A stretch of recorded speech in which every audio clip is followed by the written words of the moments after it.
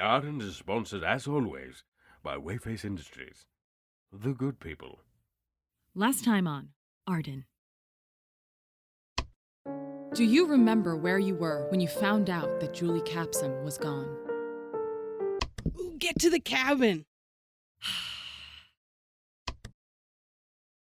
Julie Capson, sole heir to the Capsam Epsom salt fortune, has disappeared. Come on, they listened to the last episode. Go listen to the last episode. We don't have much time for this. If you refuse to listen to the previous episode, just wiki Julie Capson. Pretty much everything we said is on that page. Hello, listeners. Casely, did you know Julie had a pet horse named Thundercat? That's a confusing name for a horse, don't you think? I wonder if it bothers the horse to be called a cat. You are listening to Brenda Bentley, the host of a show whose premise she does not understand. Stop the fake introductions bit. They're not going to use any of this. The show hasn't even started yet.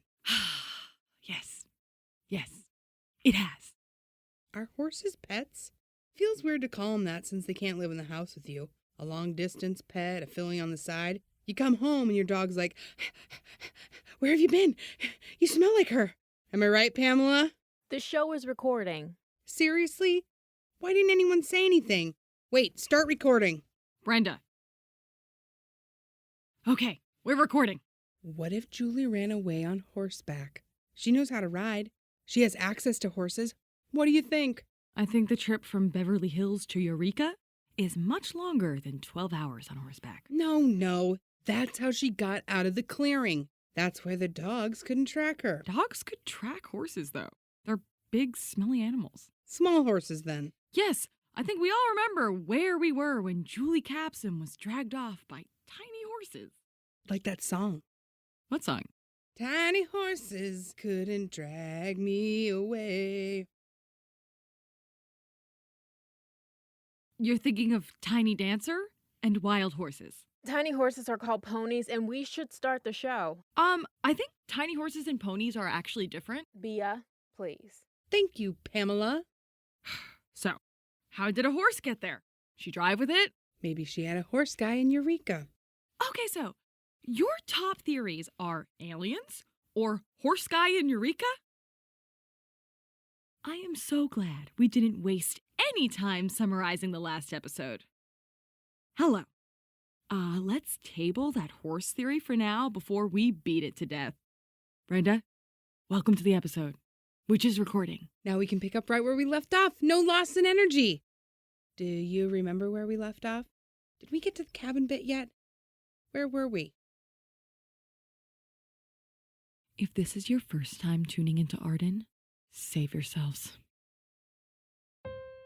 On December 25th, 2007, somewhere around 11 p.m., Julie Capsam ran her car off the road and into a tree in the middle of Northern California's most desolate stretch of major highway, halfway between Eureka and Crescent City, California.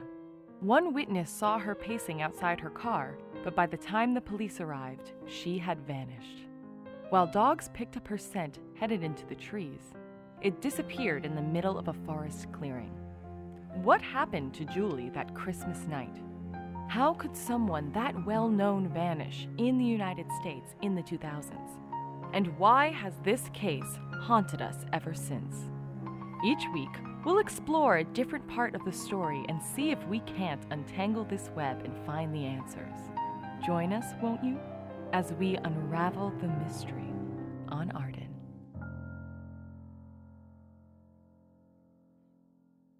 Welcome back. Thank you. Yes, let's all give a warm welcome to Brenda, who is returning from getting a coffee in the next room. Now that you've had your coffee, why don't you walk us through last episode's intriguing discovery? Sorry, can't. You can't? I can't. Andy texted. He wants to milk the revelation for intrigue. And since he owns the station, and thus the show... You just rolled over for your boss? Our boss. And I wouldn't say... You know what? This is fine. This is fine. This is A-okay. Instead of going off on a classic Bentley wild goose chase, we can instead do the scholarly, professional look at Ralph and Julie's backstories that I had planned before. Okay, we're doing that. Good? Sure, hit me. You wouldn't believe how tempted I am. One thing most theorists believe is that Julie Capsam and Ralph Montgomery's relationship turned from a crush to murder, but opinions vary on who murdered whom. Or there could be a third option. Julie Capsam was last seen by Gerald Abernathy, and her behavior indicated someone scared for her life. Or on the run. Ralph Montgomery was last seen shortly after midnight on December 23rd, just under 3 days earlier, withdrawing money from an ATM.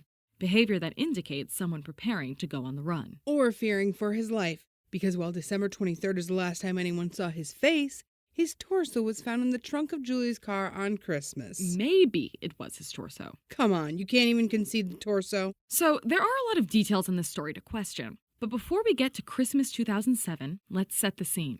Julie and Ralph met in their first semester at UCLA in 2006. They both grew up in California, but while Ralph went to the big public high school in Van Nuys, Julie went to the Livre Academy in France. While Ralph was the first one in his family to go to college, Julie's decision to go to UCLA instead of focusing on her acting was a bit of a middle finger to her parents, at least if you believe the tabloids. Julie's mother, Kathleen Weir Capsam, was a very well-regarded actress. She was Oscar-nominated for her role in Sweetest Milk, but she's best known for playing the mom in Mom and Dad and Me and You and Also That Guy, the beloved long-running family sitcom. Did not like when they spun off that guy into his own show, though. For once, you're right. That guy just doesn't work on his own. Anyway, Kathleen Weir Capsam was nominated for 5 Emmys for the role, but had trouble escaping typecasting once the show was done. She was briefly attached to play Rebecca in Paul Haggis's Overkill. The role, instead, went to Marissa Tomei and earned her a Golden Globe nomination.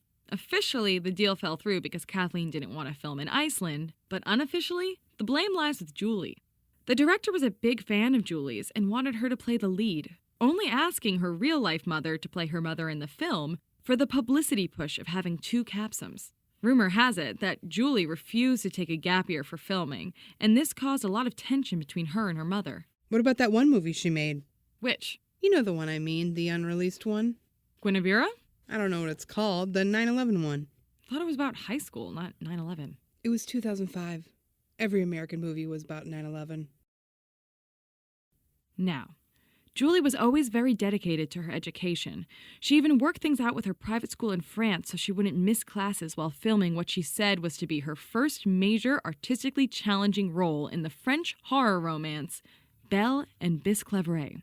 But the school was horrified when the film was released, and they realized the project they had been accommodating Julie's schedule for was, well, Belle and Bisclaveret. Did you ever see that, Brenda? I'm not much of a French film buff. Pamela? Yeah, sure. I'll watch anything with a werewolf in it. It's a bit of a cult classic for the scandal surrounding it. While the then 15-year-old Julie never appears in any, untoward scenes, the movie takes some sharp veers into, can they show that? Including a wolf orgy. Even without the sexual undertones, the movie ends with, spoiler alert, Julie's character's face getting eaten off of, well, her face. My stomach still churns when I think about it. Anyway, the school released a statement damning the film. They thought they were accommodating Julie's schedule to make an artistic triumph, not a glorified slasher picture. They even expelled Julie under suspicious circumstances for a quarter of her junior year, until the Capsams made a generous donation. Julie, to her credit, didn't let the 2 missed months of school set back her grades at all. This story both shows Julie's commitment to her education and that she had taken a break from school before. It raises the question of if she had felt a little less committed to college or a little less rebellious against her mother, maybe she'd have spent Christmas 2007 alive and well in Iceland, filming Overkill. Was that night unavoidable or just bad luck? It wasn't that random. That's Natalie Thomas, Julie's best friend. Julie was dying to go to UCLA for some reason. She had a rep as a jet setter, but she almost always was trying to get on a jet back home. She flew home for every break she could get. Being in Los Angeles with normal kids her own age was always when Julie was happiest. We went to elementary together, Christoph's. It was a private school, but not a super exclusive one, which means, in LA, you only have to golf with one member of the admissions board. I know she missed the regularness of it all. And she knew she wanted to attend a big, normal college where she could sort of disappear from the very start of her years in France. hence UCLA. She even sold me on going.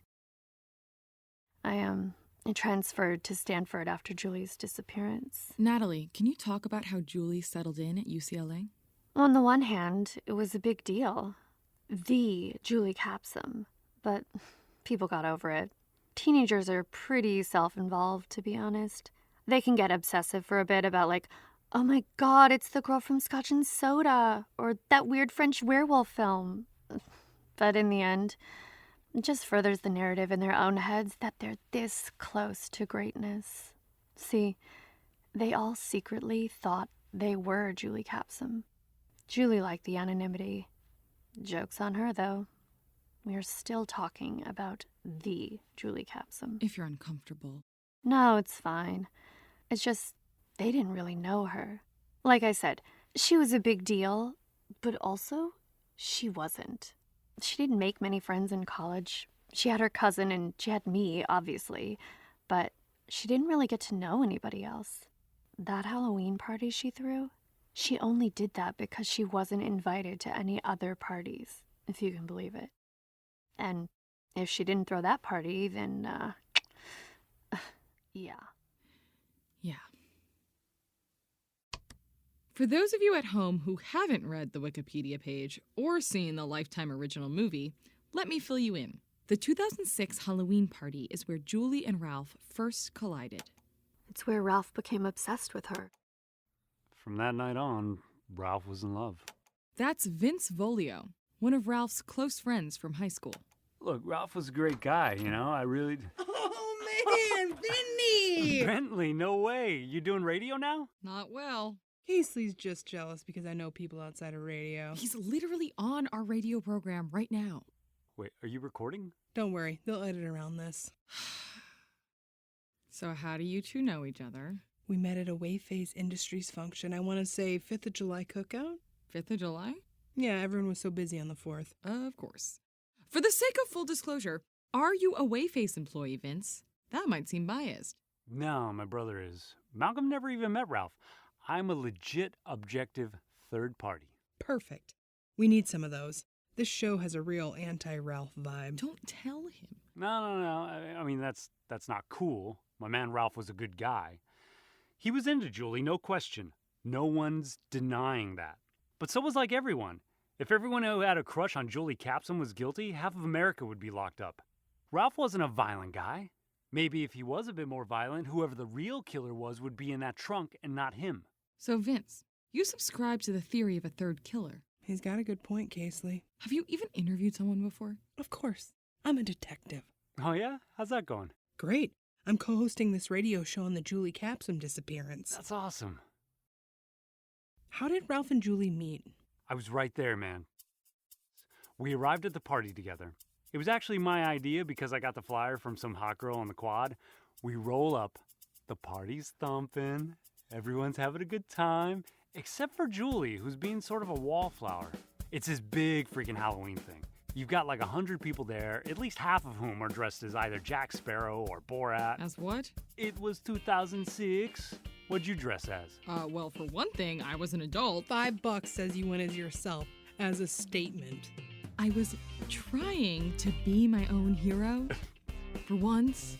I could be your hero, Casely. Anyway. Right. Julie kept moving from thing to thing like people do at parties when they don't actually have anything to do at parties. You know what I mean. And Ralph and Julie lock eyes.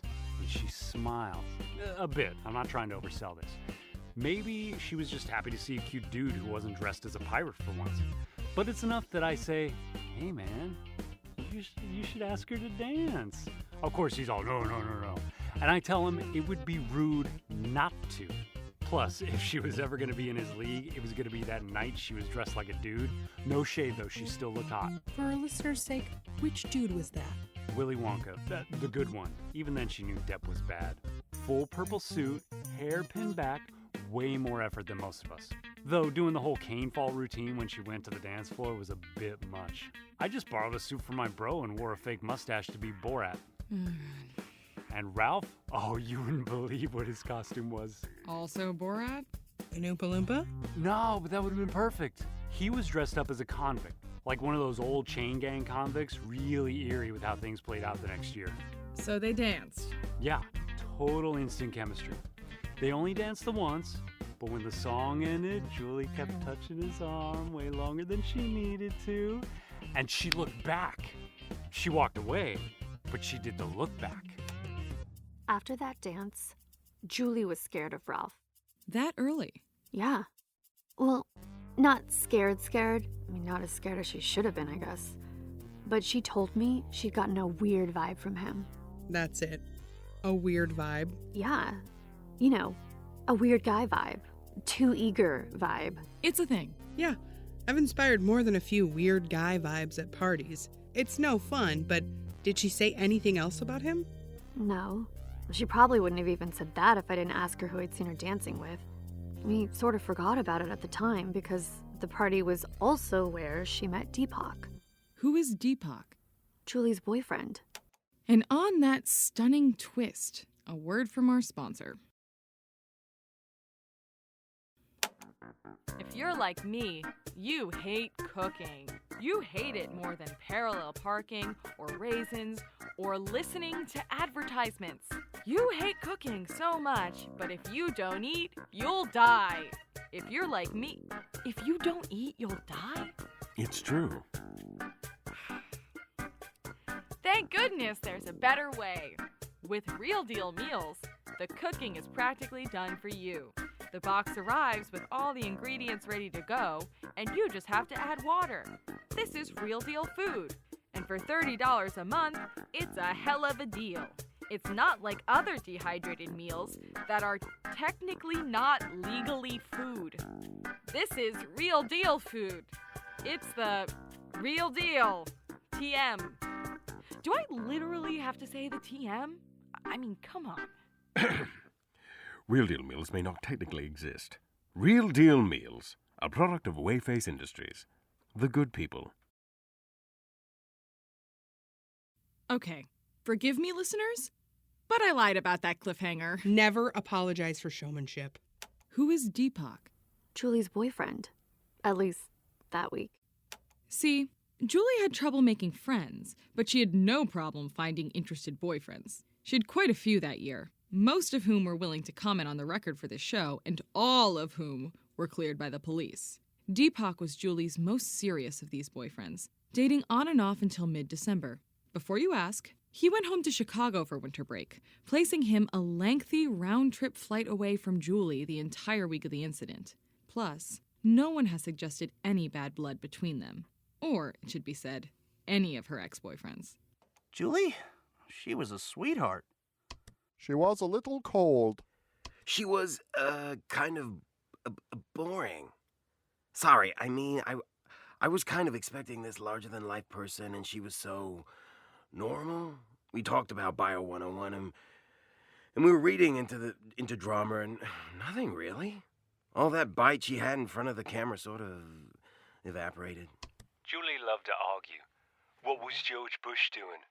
What was wrong with music today? What was the best froyo topping? That, of course, is the voice of Sean Stone, iconic frontman of the British pop group Itchy Feet. You flatter me.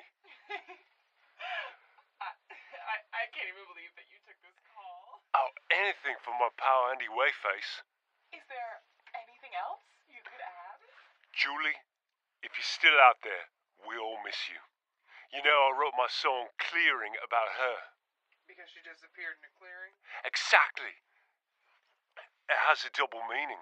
So listeners, as you can tell, plenty of guys like Julie, and Julie danced with plenty of guys doesn't mean one of them murdered her. Let's go back to Deepak.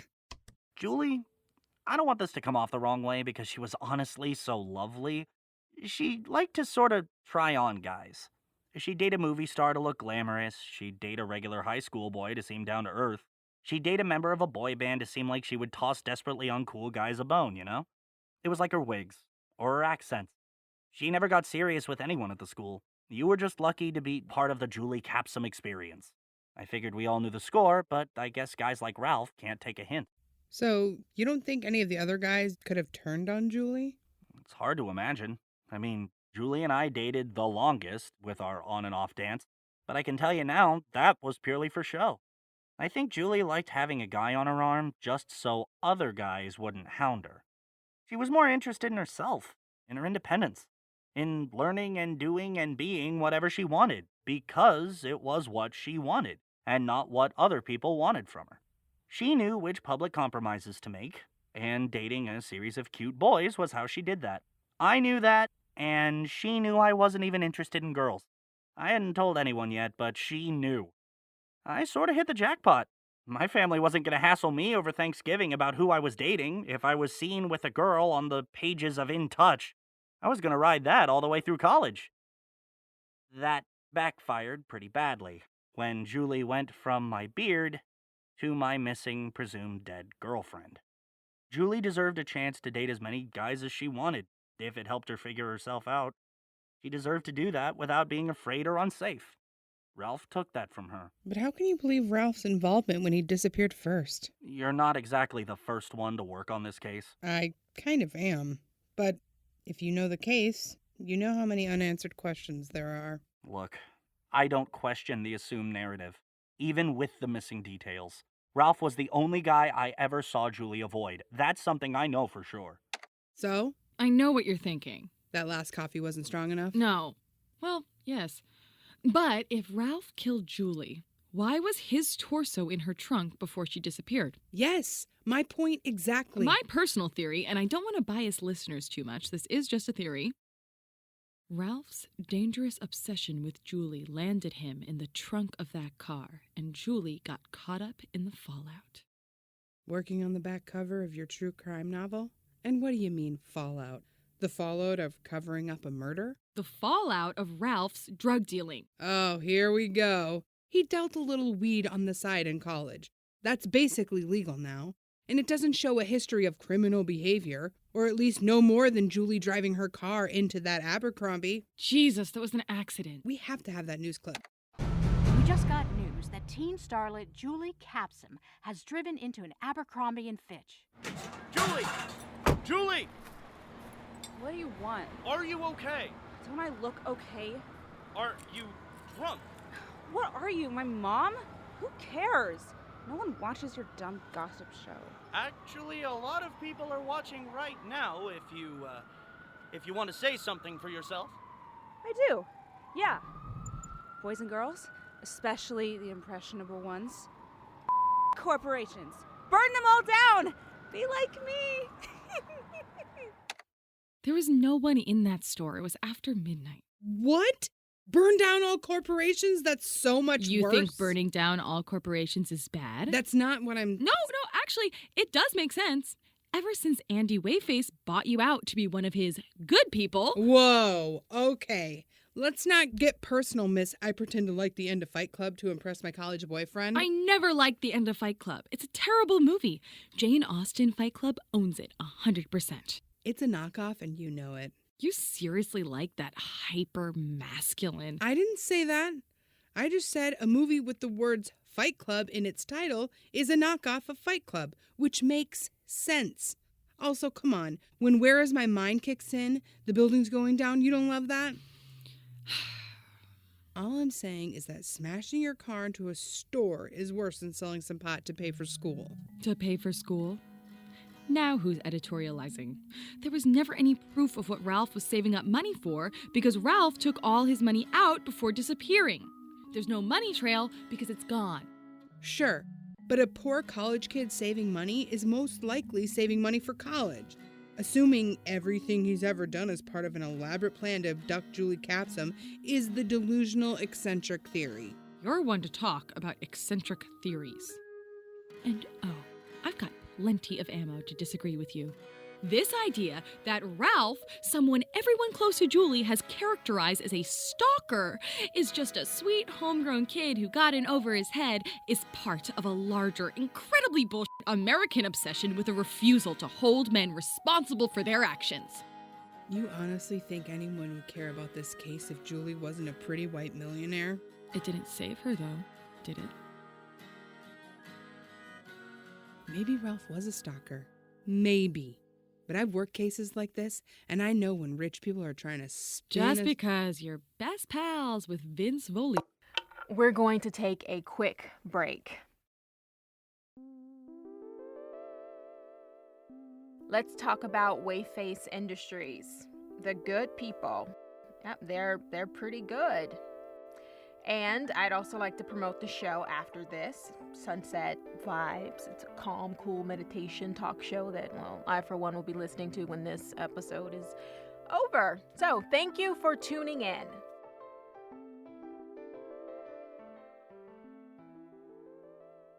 Welcome back from the break.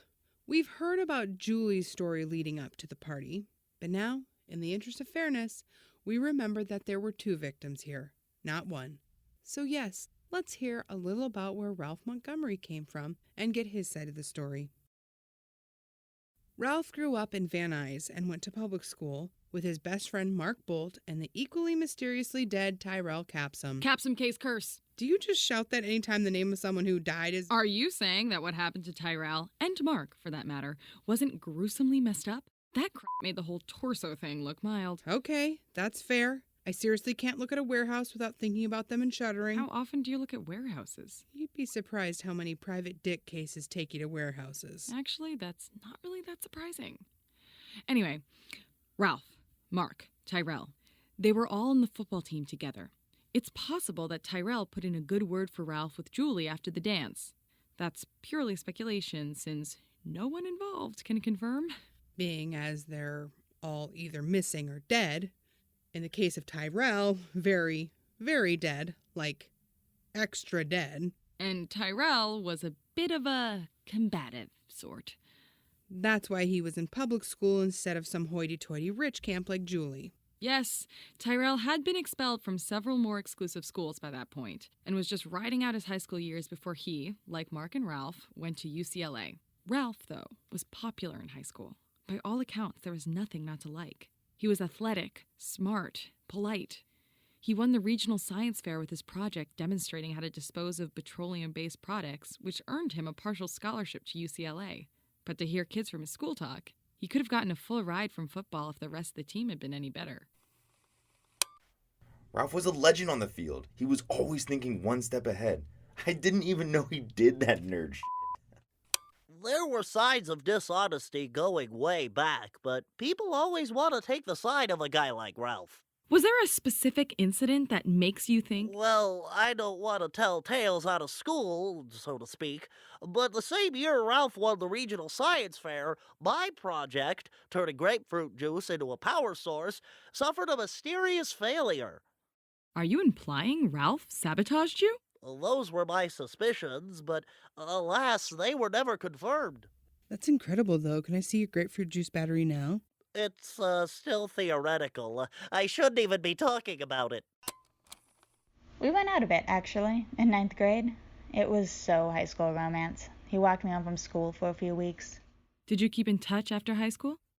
We barely kept in touch while we dated. He had his after-school job at the car wash, and he was always studying. All the girls were nuts about him, and you could tell he liked the attention, but none of us were worth the time.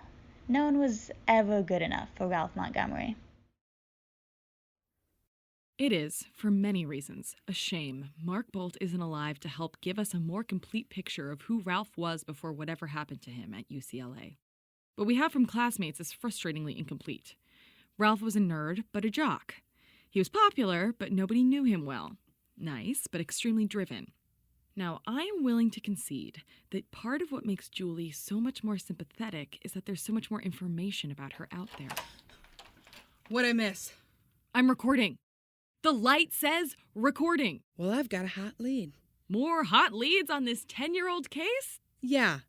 American public, let me introduce you to my incredible assistant, Rosalind Ursula. Rosalind Ursula, let me introduce you to America. You're on the air. I'm floating on air. You? I'm good. You have that picture from my files? You called your assistant to describe a picture? No picture. Your case files are messier than your life, but without your charm. Then why'd you text me huge if true? I found a news clipping of you with the most amazing beard of bees. 2004, the year I tried to set the Guinness World Record. Did you? Those Guinness jerks said I was about 50 bees short. 50! How can they tell? So they weigh you without the bee beard, and then they weigh the average bee, And then they... Thank you, Rosalind Ursula. This was an important and necessary addition to the show. Some people could take note. Call me when you actually find it. 10-4. Getting back to the matter at hand. What do you know about Ralph before UCLA? Hell of a tight end. Not a euphemism. Real science whiz. Also not a euphemism. Ron and Kathy are lovely. His parents? Yes, Ronald and Catherine Montgomery. You know them? Yes. I worked the case. At some point, you talked to the parents. Yes, but they were driven out of town. Very unfairly, I might add. I'm sure they'd appreciate that aside. No one's seen them in years. Where are they? Well, I'm certainly not going to blurt it out on radio. Can we get an interview? Have some shame. Their son's torso was found in the trunk of a car. Their son's alleged torso. Really, with this again? We don't know what happened. And now I find that you're off, swapping Christmas cards with every single person involved in this case? First of all, I think it'd be in very poor taste if I sent them a Christmas card. That's not what Second, we're co-hosting this. You should be happy I have connections. Can we talk to them? Of course not. Then it's not a connection. This isn't poker. You're not supposed to hide all the cards till the end. We're doing an investigation. We're making things clear for the audience so that the story can be fully understood. You and your boss withholding. Oh, I'm the withholding one. You won't even share airtime with me. I shouldn't have to share airtime with you. You know what you're being? Hey, talk about the drug dealing. I don't think you want us to get started on the drugs again. I want you to get started on the actual show we're recording. Right. Of course. Okay, we're going to cut all this, obviously. We're now here with Vince Volio, whom you might remember from earlier as being an awesome source. We don't rank sources. But if we did, Vince would win. Vince, what can you tell us about the drug thing? Man. I know. But people are so quick to use it to discredit Ralph. And that's not fair. It's not like he was smuggling huge amounts. Right? It was just dime bags and a little bit of exit parties. But he never took them out of the country or dealt to kids. Just college students. Yeah, dumb kids with money. UCLA was expensive, man. I'm still ducking Sally Mae. They're not listening, are they? Sally Mae's always listening. That's the truth. He get good money hanging out in Beverly Hills? You know it. Not only are these kids loaded and love to get loaded, they all bought their way into school so they couldn't count for shit. I bet a smart guy like Ralph was cleaning up on them. He ever throw that money around? Never. He was always fronting like he was strapped for cash. Last day I saw him, we went to get food, and he asked me to cover him. He's like, "Come on, man, it's Christmas."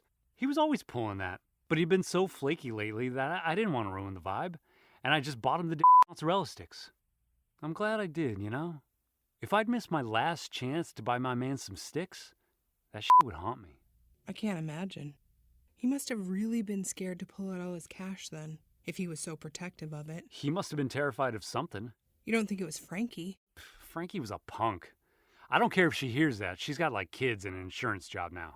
And Frankie was the source? Yeah, real tough girl. Had some connects. Some pretty nasty ones, actually.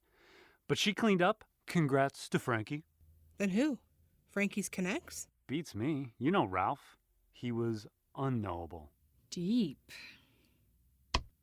So there you have it, confirmed by our best source.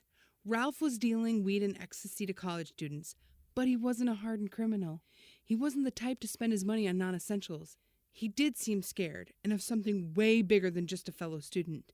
And he was dealing in Beverly Hills, which means many of the accounts of him lurking around Julie's side of town might have had bupkis to do with her at all. Because not everything revolves around Julie Capsam. What did you get from your interviews, Casely? An exclusive on the double meanings and clearings? Did you just good cop that guy? No. I don't need to be a good cop. Aha! You heard it here, folks. Brenda Bentley's not a good cop. That's not what I'm... Don't worry. They're going to cut it out. Oh, good. Thanks, guys.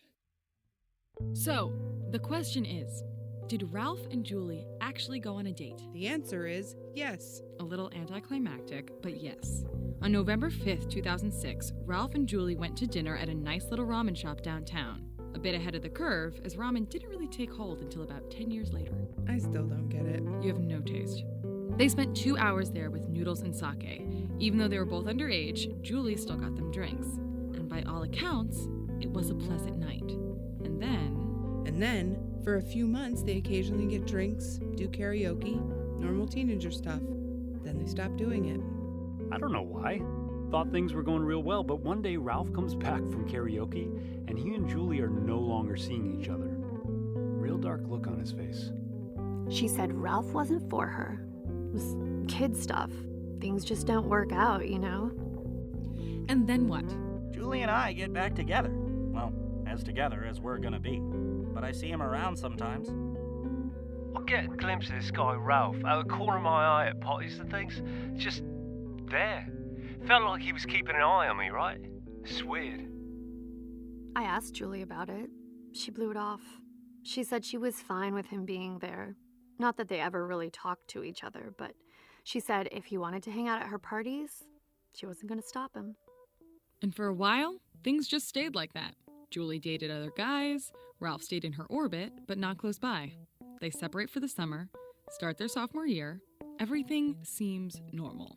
Until November 14th, 2007, when out of nowhere, Tyrell Capsom barges into one of Ralph's classes and just beats the blood out of him. It was crazy. Tyrell had these real wild bloodshot berserker eyes. Ralph got in some good blows, but Tyrell was like a Viking, man. You did not mess with him.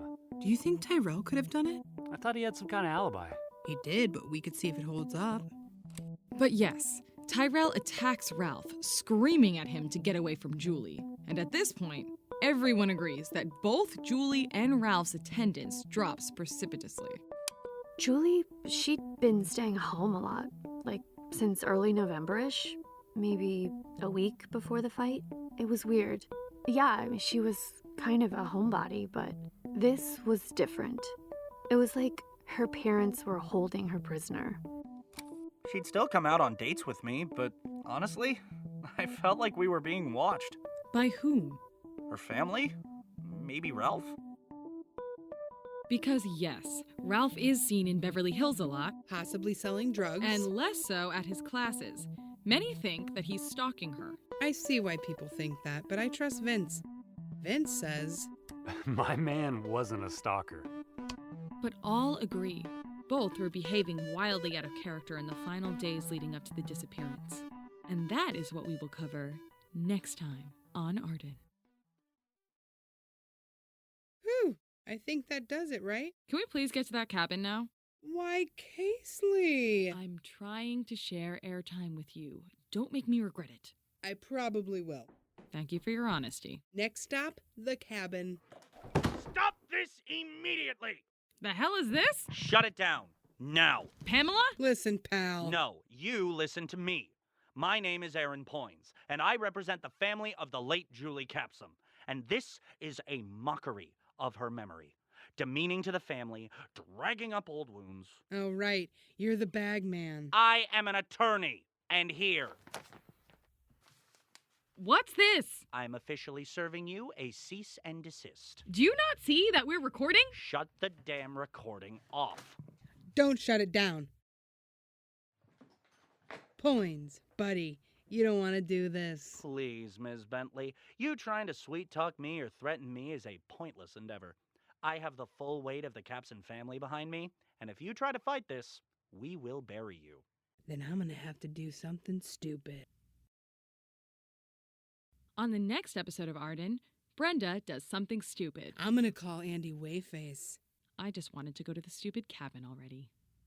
This episode of Arden has been brought to you by Wayface Industries. Are you a good person? Then you should work for Wayface Industries, because we're the good people. Wayface Industries. The good people.